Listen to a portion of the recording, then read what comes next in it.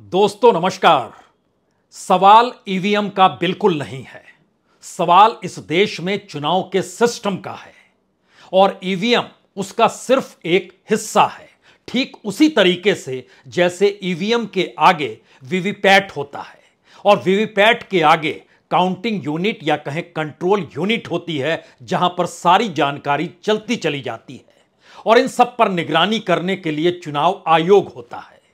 और चुनाव आयोग के भीतर के सवाल इस दौर में राजनीतिक तौर पर कैसे प्रभावित हो रहे हैं, आज इन तमाम परिस्थितियों के मद्देनजर 3 सवाल पर आज जिक्र जरूरी है। यह जिक्र इसलिए जरूरी है क्योंकि पहली bar association for democratic reform ने जो सुप्रीम कोर्ट का दरवाजा खटखटाया है, 2019 में भी खटखटाया, 2022 के नवंबर के महीने में भी खटखटाया और उसके बाद जब इलेक्शन कमीशन का जवाब आया, 1-2 पन्ने का नहीं बल्कि 450 पन्ने का जब जवाब आया, तो उसमें एक ही लाइन महत्वपूर्ण थी कि दरअसल एडीआर जिन बातों को कह रहा है वह महज बकवास है। जबकि एडीआर की पूरी रिपोर्ट जो सुप्रीम कोर्ट में दी गई है, उस रिपोर्ट के एक एक पन्नों को अगर परखना शुरू करें और उसके दायरे में चुनाव आयोग द्वारा दिए गए जवाब को भी आज देखें, तो बहुत सारे सवाल आपके जहन में इस दौर में ना सिर्फ उठेंगे बल्कि एक सवाल यह भी होगा, इस देश के भीतर में छोटे मोटे चुनाव बीजेपी हार जाती है, लेकिन जब बड़े चुनाव सामने आते हैं तो बीजेपी जीत जाती है। और इस देश का सबसे बड़ा चुनाव लोकसभा का चुनाव है। 2014 के बाद से तो इस देश की रंगत ही बदल गई। चुनाव को कराने के लिए जितना पैसा चाहिए और जितना पैसा खर्च किया जाता है, उन सब का डाटा एडीआर ने अपनी रिपोर्ट में जिक्र भी किया है और उसकी वह रिपोर्ट जो पैसों को लेकर है उसकी वेबसाइट पर भी मौजूद है। लेकिन आज सवाल उसके एक कदम आगे का है और यह सवाल सबसे बड़ा यह है कि चुनाव आयोग खुद जिन उदाहरणों को दे रहा है, उन उदाहरणों के मद्देनजर पहली बार यह भी बात सामने आती है कि दुनिया के जिन देशों के जिन विशेषज्ञों को लेकर जो जानकारी चुनाव आयोग शेयर करता है सुप्रीम कोर्ट के सामने, उस आवाज के भीतर एक आवाज यह भी है कि यह सब कुछ मैनेज हो सकता है। और सवाल ईवीएम भर का नहीं होता है बल्कि पूरे इलेक्शन को कराने के सिस्टम का होता है, जिसमें फिर वही बात ईवीएम, वीवीपैट और कंट्रोल यूनिट। ऐसे में अपनी रिपोर्ट के जरिए एडीआर ने एक ही सवाल सबसे बड़ा खड़ा किया है, इस देश के भीतर में नागरिकों को इस लोकतंत्र में अपने नुमाइंदों को चुनने के लिए जो वोट डालते हैं उसे जानने का हक है या नहीं है। हमें लगता है आज एक एक पन्नों को एक एक करके खोलने की जरूरत है, क्योंकि यह सवाल बार बार उठता है कि दरअसल ईवीएम का मतलब क्या है और इसको लेकर तो हर बार बात सामने उभर कर आती है और वो धराशायी हो जाती है। और यहां तक कि चुनाव आयोग यह भी कहता है कि देख लीजिए, कई राज्यों में चुनाव हुए, वहां पर बीजेपी नहीं बल्कि दूसरी पॉलिटिकल पार्टी जीती, लेकिन लोकसभा का सवाल आते ही एक खामोशी हो जाती है। तो क्या इस तरीके की परिस्थिति बनाई जाती है जिसमें छोटे मोटे चुनाव बीजेपी हारती चली जाए और बड़े चुनाव जब उसके अपने राजनीतिक जमीन का सवाल हो वहां पर उसे कोई हरा नहीं सकता हो, और यह आश्वासन बीजेपी के भीतर रहता है या सरकार के पास रहता है? क्योंकि जो इंडिकेट किया गया है वो दरअसल इसी दिशा में चीजें जाती हैं कि आखिर 2024 को लेकर भी कहीं उस दिशा में सरकार आश्वस्त तो नहीं है। जिन बातों को खुले तौर पर कहा गया उसमें बहुत साफ तौर पर पुरानी तमाम परिस्थितियों को भी रखा गया है और उस परिस्थिति के मद्देनजर इससे पहले जो भी सवाल आपके जहन में आता होगा उसका जवाब भी इलेक्शन कमीशन द्वारा दिए गए जवाब और जो सवाल एडीआर ने उठाया उसको लेकर भी वहां पर दर्ज है। सवाल यह था कि यह सस्ता लोकतंत्र हो गया, लेकिन सवाल दूसरा था, क्या वाकई कारगर लोकतंत्र हो गया? एक सवाल यह भी था कि कागज के जरिए चुनाव कराना और पुरानी पारंपरिक रीति के जरिए यानी बैलेट पेपर के जरिए चुनाव कराना, बिल्कुल नहीं। कितने लाखों पेड़ कट जाते हैं तब कागज बनता है और यह तो बिल्कुल इलेक्ट्रॉनिक माध्यम है, टेक्नोलॉजी के साथ जुड़ा हुआ है। इन्हीं बातों को लेकर एडीआर अपनी बातों में यह भी कहता है कि जिस तरीके से टेक्नोलॉजी का डेवलपमेंट होता है, उस लिहाज से चुनावी प्रक्रिया का डेवलपमेंट टेक्नोलॉजी के लिहाज से क्यों नहीं हो रहा है। और एंड टू एंड यानी शुरू से लेकर अंत तक की परिस्थिति में किसी भी वोटर को लेकर कोई सवाल अगर उसके जहन में रहता है तो उसका जवाब दे पाने में इलेक्शन कमीशन चूक क्यों जाता है। और इतना ही नहीं, जरा एक क्षण के लिए कल्पना कीजिए, जब हम पन्नों को खोलने जा रहे हैं उससे पहले अगर 2019 के भीतर कोई फाइल की गई रिपोर्ट हो जो इलेक्शन कमीशन में की गई हो, सुप्रीम कोर्ट में की गई हो, और पूछा जाए चुनाव आयोग से जो वीवीपैट में कागज निकल रहा था वो कागज आपके पास है, इलेक्शन कमीशन कहता है बिल्कुल नहीं, क्योंकि उस पे जो स्याही से लिखकर आता है उसकी उम्र ठीक वैसे ही होती है जैसे आप कभी एटीएम से कोई कागज निकलता है या किसी भी पेट्रोल डीजल भराने जब आप जाते हैं वहां का जो कागज निकलता है, या फिर किसी दुकान से कुछ खरीदते हैं तो उस कागज में जो दर्ज होता है वह चंद महीने के बाद ही मिट जाता है और सफेद कागज बच जाता है। लेकिन क्या इलेक्शन कमीशन यह कहकर बच सकता है कि दरअसल अब वो डॉक्यूमेंट नहीं, दस्तावेज नहीं, जबकि 5 साल तो कम से कम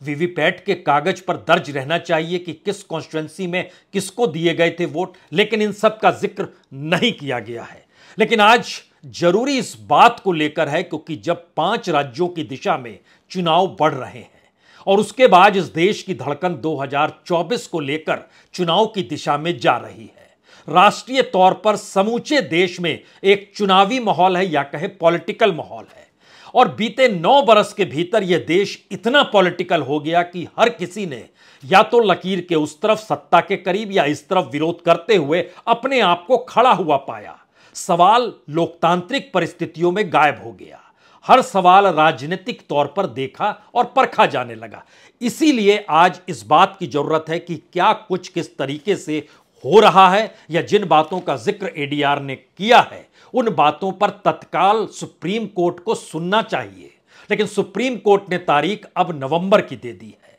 इलेक्शन कमीशन ने पिछले 2 दिनों पहले ही यानी 6 तारीख को ही जो जवाब दिया 450 पन्ने के करीब का, उस जवाब को सुनकर जिस लाइन का हमने शुरू में जिक्र कर दिया कि सब कुछ बकवास है, इसके अलावे कुछ नहीं, तो ऐसे में आइए जरा स्थिति सोचते हैं कि इस देश के भीतर में दुनिया के सबसे बड़े लोकतांत्रिक देश में लोकतंत्र की प्रक्रिया अगर चुनाव है तो उस चुनाव के भीतर का सच क्या है।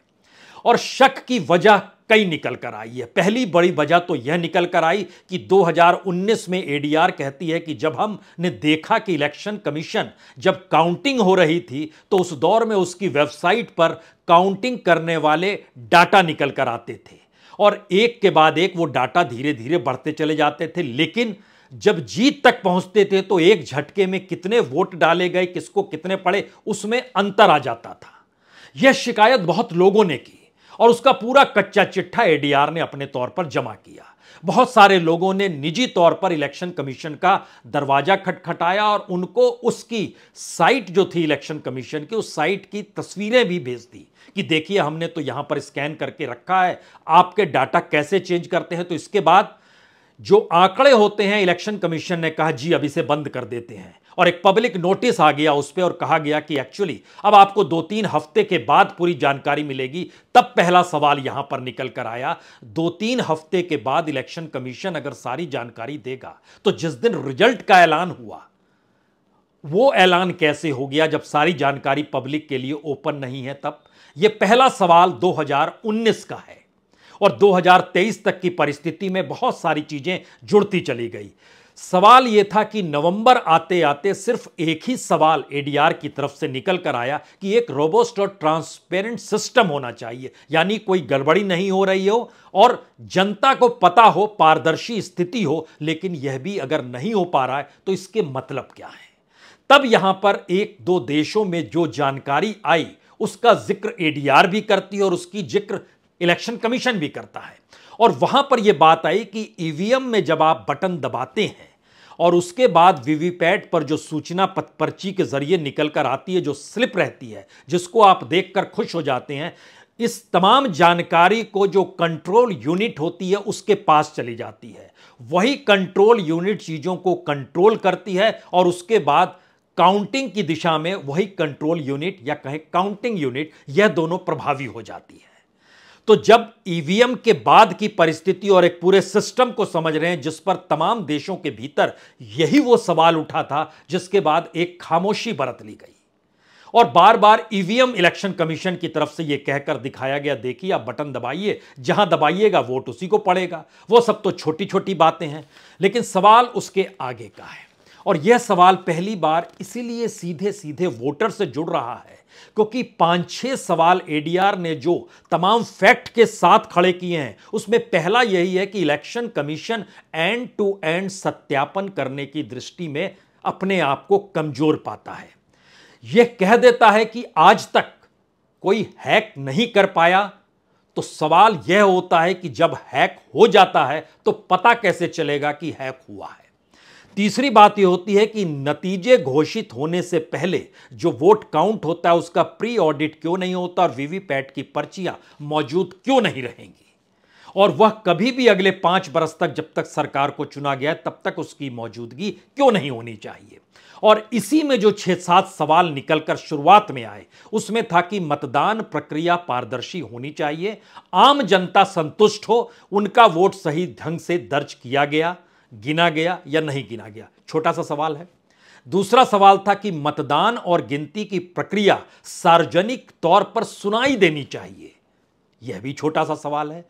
तीसरा सवाल था आम नागरिकों को मतदान प्रक्रिया में आवश्यक चरणों की जांच करने में उनको खुद सक्षम होना चाहिए, यानी कोई विशेष विशेषज्ञ की जरूरत ना पड़े या इलेक्शन कमीशन ऐसी व्यवस्था करे कि अगर विशेषज्ञ वह खुद हो जाए वोटर या फिर उनके साथ विशेषज्ञों की मौजूदगी हो, इसमें सक्षम होना चाहिए, यह भी छोटा सा सवाल है। वोटों की गिनती में सत्यता जो नब निकलनी चाहिए, बहुत अधिक विशेष और विशेषज्ञता की जरूरत इसमें नहीं पड़नी चाहिए, जो इलेक्शन कमीशन बार बार उस दिशा में पहुंचाने की कोशिश करता है। यह भी बहुत आवश्यक चीज है किसी भी डेमोक्रेसी के लिए। पांचवा सवाल था कि चुनाव प्रक्रिया स्वतंत्र और निष्पक्ष दिखाई देनी चाहिए, यानी इलेक्शन कमीशन कहता है देखिए स्वतंत्र हो रहा है, निष्पक्ष हो रहा है, तो कोई वोटर अगर किसी बात को खड़ा करता है, कोई पॉलिटिकल पार्टी करता है, कोई सिविल सोसाइटी से जुड़ा व्यक्ति करता है, कोई ह्यूमन राइट ऑर्गेनाइजेशन से जुड़ा कोई व्यक्ति करता है, कोई जर्नलिस्ट करता है, कोई एक्टिविस्ट करता है, कोई भी करता है, तो इलेक्शन कमीशन वहां भी हाथ खड़े कर देता है। और इस प्रक्रिया के भीतर में टेक्नोलॉजी बदल रही है, तो बदलती हुई टेक्नोलॉजी के साथ इलेक्शन की प्रक्रिया के भीतर के जो सवाल हैं उसको अवगत जनता को कराना है या नहीं कराना है, यह भी कोई जरूरी नहीं है, तो कराना ही चाहिए क्योंकि डेमोक्रेसी हमारी चुनाव पर टिकी हुई है और संपूर्ण मतदान पर चुनाव आयोग का अगर पूर्ण नियंत्रण है तो फिर जो भी जानकारी मांगी जाएगी उसको यह जानकारी तो देनी चाहिए। कोई बहुत बड़े सवाल नहीं है। अब यहीं से सवाल आता है कि इलेक्शन कमीशन क्या कहता है, और इलेक्शन कमीशन ने सुप्रीम कोर्ट में क्या कह दिया। उसने बहुत साफ पर 468 पेज टोटल हैं जो काउंटर एफिडेविट उसने फाइल की सुप्रीम कोर्ट में, और उसके बाद सुप्रीम कोर्ट ने जो कहा वो बाद में आते हैं, लेकिन जरा सुनिए उनका कहना है कि जी 100% डिट्टो क्रॉस वेरिफिकेशन हम लोग करते हैं। आरोप निर्धारित हैं कि मैनेज होता है पूरा सेंट्रल सिस्टम, ऐसा बिल्कुल नहीं होता है। व्यापक स्तर पर प्रोटोकॉल और प्रोसीड्यूरियल सेफगार्ड जो है, जो ईवीएम और वीवीपैट को लेकर है, वहां तक हमारी पहुंच पकड़ जरूर रहती है।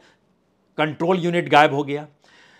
इसीलिए यह बकवास है, इसमें कोई स्पष्टता नहीं है, इसीलिए इसको खत्म कर दिया जाना चाहिए। और जो रूल 56D और रूल 49MA है, जो कि कहते हैं कोड ऑफ इलेक्शन रूल 1961 का है, उसके तहत ही इलेक्शन कमीशन काम करता है। और वोटर को आपत्ति हो तो इन नियमों के तहत हम लोग जांच कर लेते हैं, और उसके बाद इलेक्शन कमीशन ने कुछ जानकारी दी।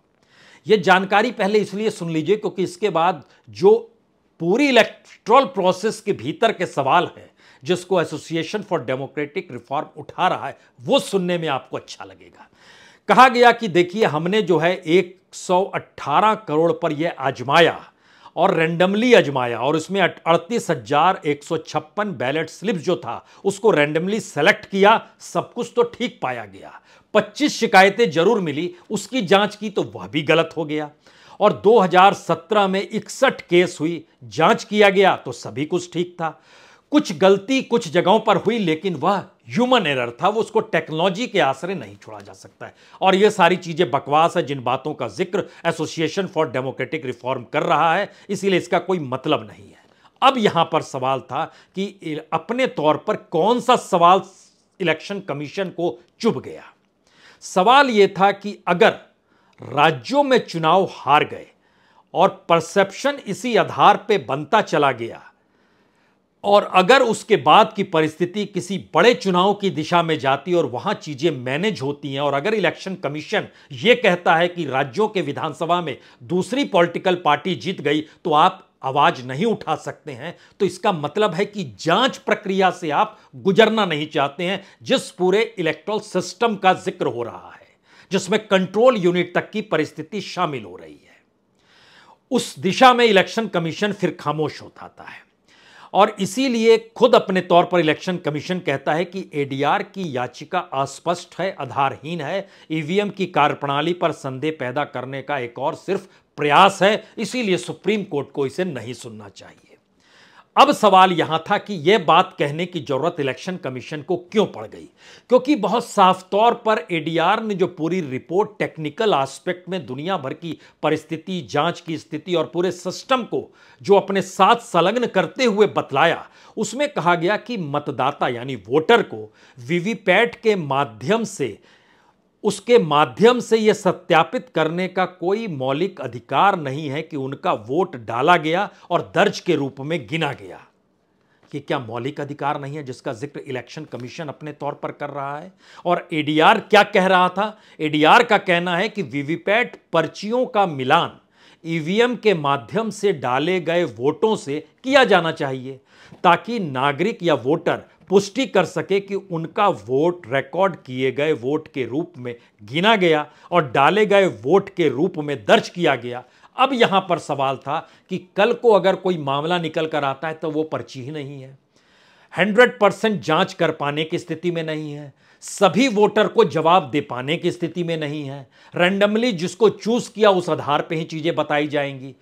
तब यहां पर दूसरा सवाल निकल कर आया जिसका जिक्र अपने तौर पर कहा गया कि दरअसल वीवीपैट जो वोटर और वेरीफाइड पेपर ऑडिट रोल यानी वीवीपैट जो है, उसका अगर पर्चियों का मिलान इलेक्ट्रॉनिक वोटिंग मशीन और ईवीएम के जरिए डाले गए वोटों से नहीं करा पाने की स्थिति में अगर इलेक्शन कमीशन है और कह रहा है कि इसका कोई मौलिक अधिकार नहीं है, यह तो आपको इलेक्शन कमीशन पर छोड़ना ही पड़ेगा। हो सकता है यहां पर आपके जहन में एक सवाल और आए, शायद इसीलिए इलेक्शन कमिश्नर की नियुक्ति अगर सरकार करेगी तो इलेक्शन कमिश्नर नियुक्त होने के बाद सरकार से सवाल कैसे कर पाएगा, यही सवाल सुप्रीम कोर्ट ने जब उठाया और इलेक्शन कमिश्नर की नियुक्ति के लिए 3 इंडिपेंडेंट लोगों को रखने का जिक्र किया, जिसमें प्रधानमंत्री, विपक्ष के नेता और चीफ जस्टिस, तो बिना देर किए सरकार अपने कानून के साथ आकर खड़ी हो गई। जी नहीं, चीफ जस्टिस की जरूरत नहीं है, खुद विपक्ष का नेता रहे, प्रधानमंत्री रहे और प्रधानमंत्री द्वारा नियुक्त कोई एक मिनिस्टर रहेगा जो 2-1 के हिसाब से नियुक्ति हो जाएगी। तो क्या इस सिस्टम के भीतर सरकार ने समूचा शिकंजा अपने हाथ में ले रखा है और वो मैसेज कहीं लीक ना हो जाए या अंदरूनी तौर की चीजें बाहर ना आ पाए, या सिस्टम ऐसे काम कर रहा है? क्योंकि हम जब जिक्र कार्यपालिका, विधायिका, न्यायपालिका, मीडिया 4 स्तंभों का करते हैं और कहते हैं डेमोक्रेसी को सत्ता ने अपने हाथों में दबोच रखा है, तो उसके बाद अगला सवाल होता है कि हर 5 बरस के बाद तो मौका मिलता है। अब जो पूरी प्रक्रिया के भीतर सबसे चुभने वाला सवाल है, वो सवाल सिर्फ संकेत की भाषा है, जिसमें इंडिकेट करता है अगर चीजें ऐसी चल रही हैं जिसमें वोटर को अधिकार नहीं, मिलान करना end to end election commission के हाथ में नहीं, और पूरी प्रक्रिया को अगर घुमाया जा रहा है, तो ऐसे में जो इस प्रक्रिया को अपने अनुकूल करना चाहता है और जब चाहे प्रतिकूल करना चाहता है, वह तो उसकी मर्जी पर है। या फिर जो बहस विशेषज्ञों के बीच में होती है, यह जो तमाम पॉलिटिकल पार्टीज ने इस दौर में उठाया कि दरअसल एक लिमिटेड % ऑफ वोट मैनेज किया जाता है, लेकिन % ऑफ वोट मैनेज अगर उसके ऊपर चला जाता है, जनता इतनी खिलाफ हो जाती है, तो फिर मुश्किल हो जाता है मैनेज करना, क्योंकि एक लिमिटेड एस्पेक्ट में ही उसको हैक तो नहीं कहिए, लेकिन उसके पूरे सिस्टम को उसके अनुकूल कर दिया जाता है। कितने परसेंट वोट इधर से उधर या कहां से शुरुआत ही होगी। अगर 5% के बाद से शुरुआत हो रही है तो सामने वाले को पहले 10% वोट लाना होगा, तब इधर से 5% वोट इसको मिलेंगे तो दोनों बराबर आएंगे। यानी क्या उसके ज्यादा का रेफरेंस में चीजें डगमगाने लगती है। कर्नाटक में यही हो गया था क्या? या वह भी चीजें मैनेज की जा रही हैं कि आपको किस स्टेट को देना है, हमें किस स्टेट को रखना है, आपको कौन सा उपचुनाव जीतना है, हमको कौन सा उपचुनाव जीतना है, किस चुनाव के जरिए मैसेज ऐसा रहे। लेकिन सारी लाइन अगर घूमकर लोकसभा चुनाव की दिशा में चली जाती है तो सवाल सबसे बड़ा यही है, क्या चुनाव को लेकर इस देश के भीतर में लोकतांत्रिक स्थितियां खत्म तो नहीं हो पा रही हैं? क्योंकि यह बड़ा महत्वपूर्ण है, क्योंकि सुप्रीम कोर्ट ने जो 2 लाइनें कही वो बड़ी गौर करने वाली बात है। क्योंकि जब चीफ जस्टिस थे चंद्रचूड़, तब उन्होंने इलेक्शन कमिश्नर की नियुक्ति को लेकर बड़ा सवाल खड़ा किया था, लेकिन अब जस्टिस खन्ना का कहना था कि और भी जरूरी मामले हैं, यदि इस बीच कोई चुनाव होता है तो हो, यह कोई आपराधिक मामला नहीं है कि इसकी तत्काल सुनवाई होनी चाहिए। दरअसल 6 तारीख को, यानी 2 दिन पहले, जब प्रशांत भूषण ने इस बात का जिक्र किया कि 5 राज्यों में चुनाव भी होने वाले हैं, उससे पहले अगर चीजों को आप परख लीजिएगा तो अच्छा रहेगा। और उस पर सुप्रीम कोर्ट का कहना था नहीं नहीं, ये समय समय पर मामला आते रहता और फिर इसमें इतनी अर्जेंसी क्या है, ये कोई क्रिमिनल और आपराधिक केस तो है नहीं जिसको लेकर किसी की जान जा रही हो। लेकिन सवाल है कि जान किसी की जाना और डेमोक्रेसी को लेकर सवाल उठना, इन दोनों को एक नजरिए से देखा जाए और जान जाने को ज्यादा गंभीरता के साथ देखा जाए, यह भी अपने आप में एक सवाल है। और इसीलिए सुनवाई अगली नवंबर को होगी, उस दिशा में चीजों को भेज दिया गया। यहां पर एक बात का जिक्र और भी जरूरी है, क्योंकि एडीआर अपनी रिपोर्ट में पूरे उस एस्पेक्ट को दिखलाती है कि किस तरीके से चुनाव में पैसे की जरूरत बढ़ती चली गई, और वह एक माइलस्टोन अपने आप को 2019 का चुनाव था। जो बकायदा जानकारी निकल कर आई अलग अलग तरीके से, उसमें खुले तौर पर कहा गया कि लगभग 55,000 करोड़ रुपए इलेक्शन में खर्च हुए, जिसमें बीजेपी ने 27,500 रुपए खर्च किए, 500 करोड़ रुपए खर्च किए, कांग्रेस ने 9,625 करोड़ रुपए खर्च किए, अदर्स बाकी तमाम पॉलिटिकल पार्टीज ने तकरीबन 17,875 करोड़ रुपए खर्च किए। अगर आप 21वीं सदी के पहले चुनाव को देखिए, यानी 2004 के, तो उस समय खर्चा था 14,000 करोड़ का, उससे पहले और कम था। वो बढ़ते बढ़ते ऑफिशियली 55,000 करोड़ पर आकर खड़ा हो गया। तो क्या इस दौर में जब सवाल यह उठता है कि बैलेट पेपर से देरी होती है, बैलेट पेपर महंगा हो जाता है, तो क्या लोकतंत्र का महंगा होना या कारगर होना, इस पे कोई बहस की गुंजाइश होनी चाहिए या नहीं होनी चाहिए? और जो जानकारी है और जितना खर्च इलेक्शन के पीरियड में होता है, उसमें बैलेट पेपर में जितना खर्च इससे पहले बजट के जरिए जो पैसा दिया जाता था, उससे सिर्फ 10 गुना ज्यादा पॉलिटिकल खर्चा इस दौर में चुनाव के वक्त होता है, सिर्फ इतना। अब यहां पर सवाल है, इतना ही नहीं, जानकारी यह भी आई कि 2019 में 13,750 करोड़ रुपए वोटरों को सीधे बांटे गए। परखने की स्थिति यह है कि लोकतंत्र के तमाम चीजों को पकड़ने की जरूरत इलेक्शन कमीशन को क्यों है और क्यों नहीं है। पकड़ने की जरूरत यह है कि सुप्रीम कोर्ट इसमें अर्जेंसी दिखा पाने की स्थिति में है या नहीं है। महत्वपूर्ण यह है कि जिस दौर में 2024 का चुनाव इस देश के भीतर के तमाम राजनीतिक ही नहीं बल्कि सामाजिक, सांस्कृतिक और आर्थिक परिस्थितियों को लेकर बहुत सवालों को खड़ा कर रहा है, ऐसे मौके पर क्या इस देश के भीतर चुनाव आयोग को और सुप्रीम कोर्ट को तेजी के साथ पहल नहीं करनी चाहिए? क्योंकि तमाम आंकड़े नहीं, टेक्नोलॉजी और उसके जरिए अंतर्राष्ट्रीय तौर पर दिए गए उदाहरणों को मौजूद करके एडीआर ने यह पूरी रिपोर्ट सामने रखी है। सोचना इलेक्शन कमीशन को है। आप कहेंगे कैसे सोचेंगे, सरकार ही तो नियुक्त करती है। सोचना सुप्रीम कोर्ट को है। आप कहेंगे कैसे सोचेंगे। जस्टिस गोगोई के बाद कुछ दिनों का मौका है, वह भी गुजर जाएगा, फिर क्या होगा? तो बाकी भी कोई इंतजार कर रहा होगा। तो क्या ऐसी परिस्थिति में लोकतंत्र को लेकर कोई सवाल उठाना कहीं ऐसा तो नहीं है देखिए वो जीत गया, जैसे घोसी में समाजवादी पार्टी जीत गई, जैसे बंगाल में टीएमसी जीत गई, जैसे त्रिपुरा में बीजेपी जीत गई, जैसे आसू झारखंड में जीत गया। ये उपचुनाव है या फिर विधानसभा में, अच्छा 2 राज्य आप जीत गए, 2 राज्य आप जीत गए, लेकिन जिस दौर में फेडरल स्ट्रक्चर हमारा टूट रहा हो और सवाल इस देश के भीतर फेडरल स्ट्रक्चर के खत्म होने का मंडरा रहा हो, वहां पर केंद्र की सत्ता कितनी महत्वपूर्ण है और मोदी सत्ता ने समूची परिभाषा कॉन्स्टिट्यूशन के जरिए जो अभी तक चेक बैलेंस की थी, जब उसको डगमगा दिया है तो चुनाव कौन सा महत्वपूर्ण होगा, यह कौन सोचेगा? जनता, इलेक्शन कमीशन या सुप्रीम कोर्ट? सोचिए जरूर। बहुत बहुत शुक्रिया, बहुत बहुत शुक्रिया।